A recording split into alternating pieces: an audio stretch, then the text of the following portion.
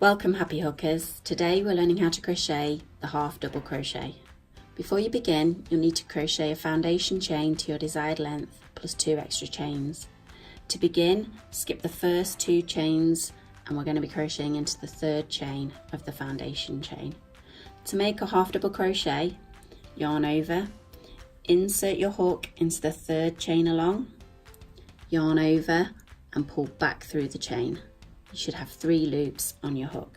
To complete the stitch, you're going to yarn over and pull through all 3 loops on your hook. You've now created your first half double crochet. Let's try that again.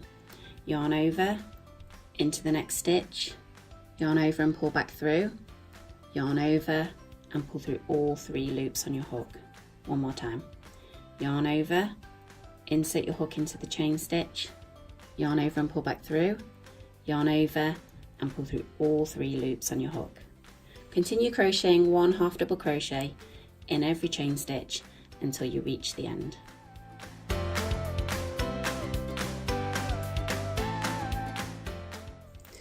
So once you reach the end of the row, you're going to create 2 chains. So yarn over and pull through, yarn over and pull through.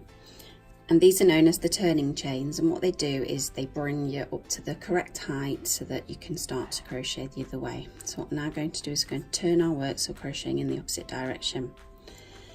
Now with the half double crochet and with any other stitch larger than the half double crochet, the 2 turning chains actually replace the first stitch, and if you like, they act as the first stitch.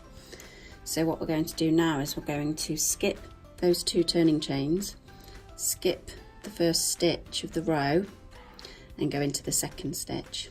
So we're going to yarn over, insert our hook into that 2nd stitch, yarn over, pull back through, 3 loops on the hook, yarn over and pull back through. And if you take a look at that, you can see that this 2 turning chains is our first stitch, and then the one that we've just done is our 2nd stitch. So now we'll continue across, yarn over, insert the hook into the next stitch, yarn over and pull back through, 3 loops on the hook, yarn over and pull through all 3.